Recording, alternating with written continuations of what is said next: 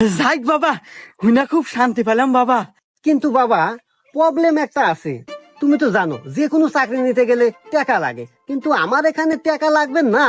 আসলে সরকার থেকে বিমান দেয়, কিন্তু তেল তোলার টাকা সবসময় দিতে পারে না। এটা আমাদের মতো পাইলটদেরকে ইনভেস্ট করতে হয় তেল তোলার জন্য। হ্যাঁ বাবা, জানি তো যে বাংলাদেশে যে কোনো চাকরি নিতে গেলে কম বেশি কিছু টাকা লাগে। তা বাবা, তোমার কত লাগবে বাবা?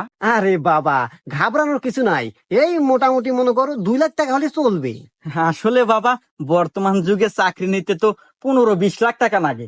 সে আন্দাজে তো 2 লাখ টাকা কমই আছে। কিন্তু তুই তো বাবা আমার অবস্থা বুঝিস, 2 লাখ টাকা আমার কাছে মেলা টেহা, এই মুহূর্তে তো গোছ নাই। টাকা গোছ থাকতে হবে কেন? বুদ্ধি দিয়ে টাকা গোছ করতে হবে। আরে দাদু মারা যাওয়ার আগে তোমাকে 3 বিঘা জমি দিয়ে গেছে না, ওখান থেকে 10 কাঠা সাইড করো, ছাড়িয়ে দাও।